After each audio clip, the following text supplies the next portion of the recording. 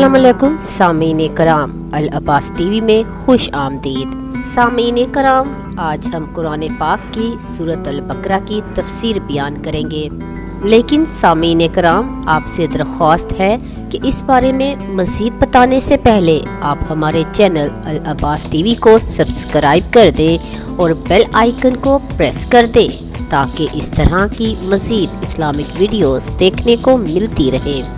सूरह बकरा मदनी है और इसमें 286 आयतें और 40 रुकू हैं। अलिफ लाम मीम, इनको हरूफे मुक़त्तआत कहा जाता है। सलफ़े सालहीन की आमतौर पर ये राय है कि इसकी सही मुराद से अल्लाह ताला ही वाकिफ़ हैं। गोया इन हरूफ के ज़रिए असहाबे अक्ल व दानिश का इम्तिहान है। नादान का इम्तिहान ये होता है कि इसको तहकीक व जुस्तजू का हुक्म दिया जाए, और दाना का इम्तिहान ये है कि इसके फ़िक्र तदब्बुर के लिए सरहदें मुकर्रर कर दी जाएं कि इनसे आगे कदम नहीं रखना है। इंसानी अक्ल कहीं रुकना नहीं चाहती। चांद पर कदम रख दिया तो मरीख पर कदम डालना चाहती है। मरीख ज़ेरे कदम आ जाए तो सूरज को अपना असीर बनाना चाहती है। चुनाचा इन हरूफे मुक़त्तआत का मकसूद अक्ल इंसानी का इम्तिहान है कि खुदा की मंशा के मुताबिक वो इसकी खोज में पड़ने से बाज रहे।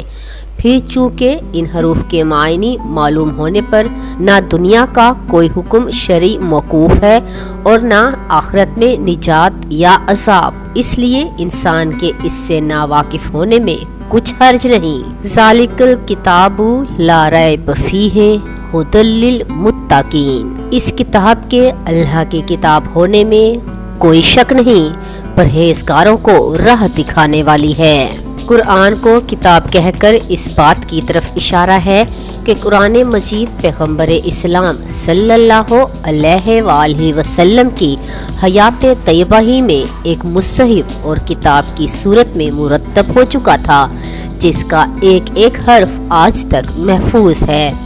ये महज मुतफरिक याददाश्तों का मजमुआ नहीं जिसे पैगम्बर इसे इनके मुख्तलिफ असहाब ने मौका ब मौका सुना हो, फिर सीना ब सीना इनकी रिवायत हुई हो और बात को ये याददाश्तें अल्फाज व मायने की नो बानो तब्दीलियों के साथ नकल और जमा की गई हों। दुनिया में इस्लाम के सिवा दूसरे अहले मज़ाहिब के पास जो मजहबी सहीफ़े मौजूद हैं, इनका यही हाल है।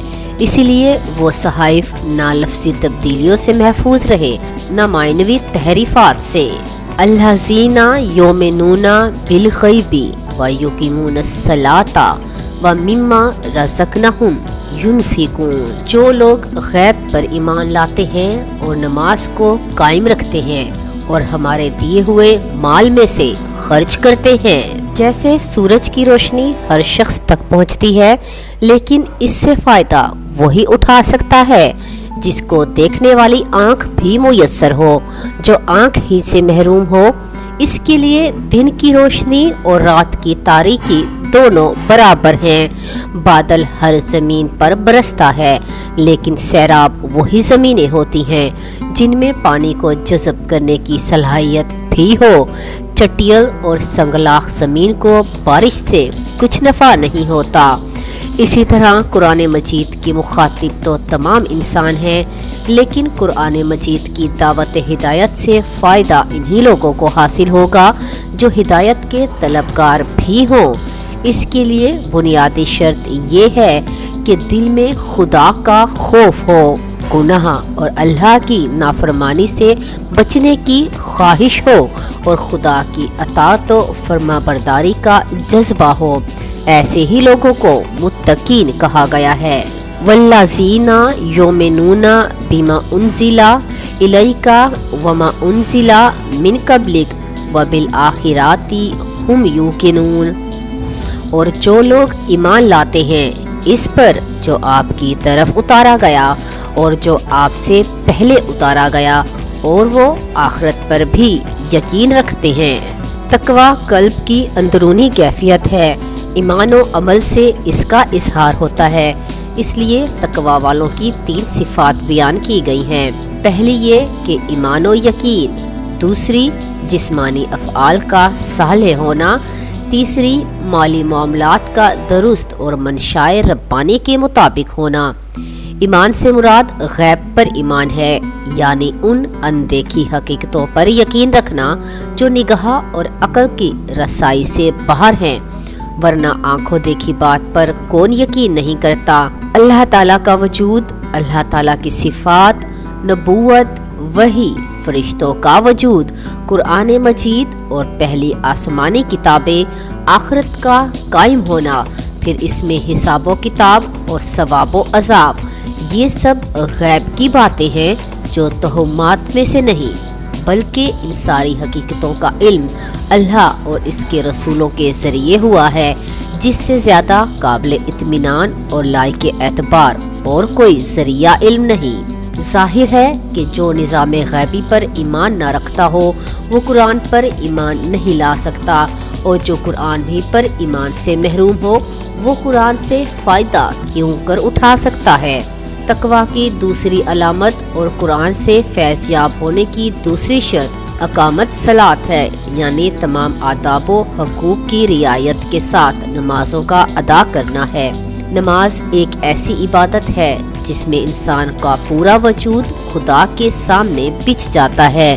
نگاہ کا دائرہ، زبان کے بول، اعضاء کی نقل و حرکت، غرض کے ہر عضو حکم خداوندی اور سنت نبوی کا پابند ہے۔ پس گویا نماز ان تمام اعمال صالحہ کا عنوان ہے جن کو جسم کے ذریعے انجام دیا جاتا ہے۔ روزہ ہو، حج ہو، خلق اللہ کی خدمت ہو، جہاد ہو، دل و نگاہ اور جسم کے ایک ایک عضو کی گناہ سے حفاظت ہو، اقامت صلاۃ گویا بدن سے انجام دیے جانے والے ان تمام نیک اعمال کو شامل ہے۔ تقویٰ کی تیسری پہچان اور قرآن سے ہدایت حاصل کرنے کے لیے تیسرا ضروری وصف انفاق، یعنی اللہ تعالیٰ کے راستے میں خرچ کرنا ہے۔ اس میں زکوٰۃ و صدقات واجبہ بھی شامل ہیں، صدقات نافلہ بھی داخل ہیں، اور ماں باپ، بیوی، بچوں، رشتہ داروں، پڑوسیوں اور مہمانوں، غرض خدا کے تمام ہی بندوں کے ساتھ حسن سلوک بھی۔ جو شخص دوسروں کا حق ادا کرنے میں کوتاہ نہ ہو وہ حرام طریقہ پر دوسرے بھائی کا مال کیسے حاصل کر سکتا ہے؟ وہ یقیناً سود، جوا اور کمائی کے حرام طریقوں سے بھی اپنے مال کی حفاظت کرے گا۔ بس گویا انفاق کے لفظ میں مال سے متعلق شریعت کی تمام ہدایات کی طرف اشارہ ہے۔ اولئک علی ھدی من ربہم واولئک ھم المفلحون، یہی لوگ اپنے رب کی طرف سے ہدایت پر ہیں اور یہی لوگ فلاح اور نجات پانے والے ہیں۔ یہ ان اہل ایمان کا انجام بیان کیا گیا ہے جو ایمان لانے کے بعد تقویٰ و عمل اور عقیدہ صحیح کا اہتمام کرتے ہیں، محض زبان سے اظہار ایمان کو کافی نہیں سمجھتے۔ کامیابی سے مراد آخرت میں رضائے الہی اور اس کی رحمت و مغفرت کا حصول ہے، اس کے ساتھ دنیا میں بھی خوشحالی اور سعادت و کامرانی مل جائے تو سبحان اللہ، ورنہ اصل کامیابی آخرت ہی کی کامیابی ہے۔ اس کے بعد اللہ تعالیٰ دوسرے گروہ کا تذکرہ فرما رہا ہے جو صرف کافر ہی نہیں بلکہ اس کا کفر و عناد انتہا تک پہنچا ہوا ہے، جس کے بعد اس سے خیر اور قبول اسلام کی توقع ہی نہیں۔ سامعین کرام، آپ کو ہماری آج کی ویڈیو کیسی لگی؟ کمنٹ باکس میں ضرور بتائیں اور اسے لائک اور شیئر کر دیں۔